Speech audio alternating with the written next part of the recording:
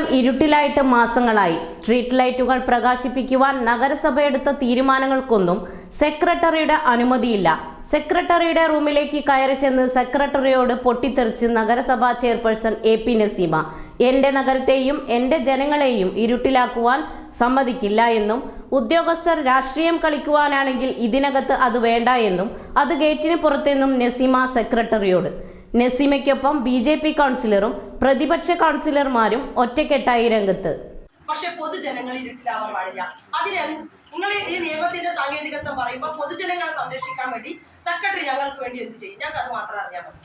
ഒന്നിന് കരാറുകാരനെ വിളിച്ചിട്ട് ഈ കാശ് തരുന്നവരെ അല്ലെങ്കിൽ ഇതിന്റെ തീരുമാനം വരുന്നവരെ ലേറ്റ് കത്തിക്കാൻ സെക്രട്ടറി ആവശ്യപ്പെടണോ? ഞങ്ങൾക്ക് ഒരാൾക്ക് വേണ്ടിയിട്ട് മാത്രമല്ലല്ലോ, ഞങ്ങളുടെ മുന്നിൽ ലേറ്റ് കത്തിക്കാനാണ് ആവശ്യം.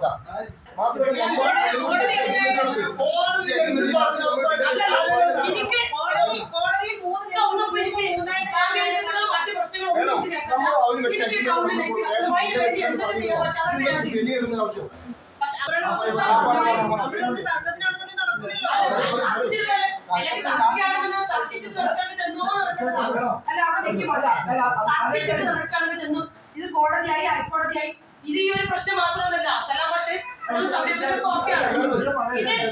ഇതിന്റെ പ്രശ്നം മാത്രമല്ല. ഇതിലെന്താണെന്നറിയോ? സ്ട്രീറ്റ് ലൈറ്റ് മാത്രമല്ല, ഞാൻ അനുഭവിക്കുന്ന മറ്റൊരുപാട് പ്രശ്നങ്ങൾ ഇതിന്റെ ഉള്ളിൽ വേറെ ഉണ്ട്. ഈ കാണുന്ന GMUP സ്കൂളിന്റെ മതിൽ പൊളിക്കുന്നതുമായി ബന്ധപ്പെട്ട വിഷയം AEO കത്ത് കൊടുത്തിട്ടുണ്ട്. AEO എന്താ പറഞ്ഞത്? ഞാന് ഇത് DOക്ക് ഞാൻ വിളിച്ചിരുന്നു. DO പറഞ്ഞത് ആ AEO തന്നാ നടപ്പിലാക്കാന്നാ പറഞ്ഞത്. സെക്രട്ടറി എന്ത് ചെയ്തു? നടപ്പിലാക്കാൻ പറ്റൂല, അത് DOന്റെ കത്ത് തന്നെ വരണം എന്ന് പറഞ്ഞ് കാത്തു നിൽക്കാം. മതില് പൊളിഞ്ഞ് കുട്ടികളെ തലയിൽ വീഴാൻ നിൽക്കാത്. ഇതിനൊക്കെ ആരോട് മറുപടി? ജനപ്രതിനിധി എന്ന നിലയിൽ, അധ്യക്ഷ എന്ന നിലയിൽ ഞാൻ ജനങ്ങളോട് മറുപടി പറയേണ്ട കേസാണ്.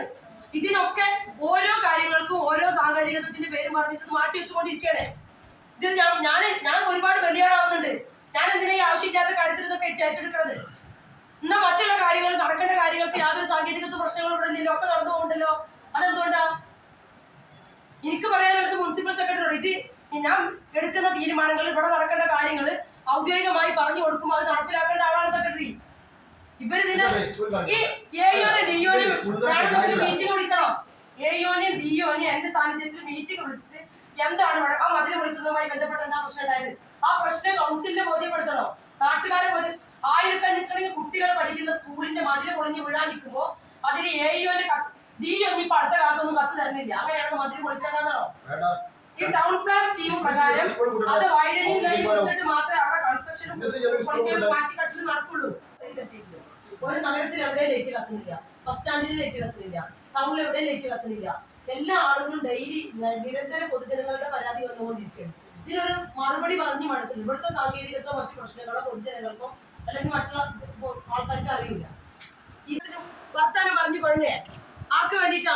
ഈ 60,000 പോപ്പുലേഷൻ ഉണ്ട് ഇതിന്റെ ഉള്ളിൽ. ഇവരൊക്കെ മര്യാദക്ക് ഇവരുടെ ക്ഷേമം നോക്കി കൊണ്ടുനടക്കേണ്ട ആളാ ഞാന്.